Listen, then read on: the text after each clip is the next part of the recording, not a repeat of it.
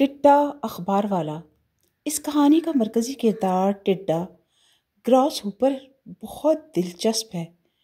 ایک ایسا پیغام رساں جو سب جانوروں اور کیڑے مکوڑوں کو خبریں لا کر پہنچاتا ہے۔ یہ خیال بچوں کے لیے بھی نہایت سبق آموز ہے۔ قدرت کی حفاظت، اتحاد اور سچ بولنے کی اہمیت ہم سب کے لیے ہے۔ ٹڈا اخبار والا ایک دلچسپ کہانی۔ یہ مرکزی خیال ٹڈے کے بارے میں ہے۔ ایک چالاک مگر نیک دل ٹڈا سبزہ زار میں رہنے والے تمام کیڑے مکوڑوں کو روزانہ خبریں سناتا ہے۔ ایک دن اسے معلوم ہوتا ہے کہ انسان اس سبزہ زار کو ختم کر کے وہاں کھیل کا میدان بنانے والے ہیں۔ وہ سب کو اطلاع دیتا ہے اور سب مل کر اپنی بستی کو بچانے کی بھرپور کوشش کرتے ہیں۔ کیا وہ اس کوشش میں کامیاب ہوتے ہیں؟ یہ سنیے کہانی میں۔ ایک سبزہ زار میں جہاں پھولوں کی خوشبو اور پتوں کی سرسراہٹ بستی تھی، وہاں ایک ٹڈا اخبار والا رہتا تھا۔ ہر صبح وہ اپنے پتے کے اخبار سے سب کو خبریں سناتا تھا۔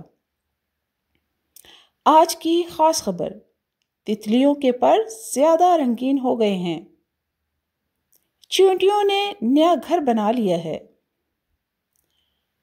سب ٹڈے کی باتیں خوب خوشی سے سنتے، ہنسی خوشی سنتے اور خوب لطف اندوز ہوتے۔ ایک دن ٹڈا خبر لایا، سبزہ زار خطرے میں ہے۔ حکومت نے فیصلہ کیا ہے کہ یہاں کھیل کا میدان بنے گا۔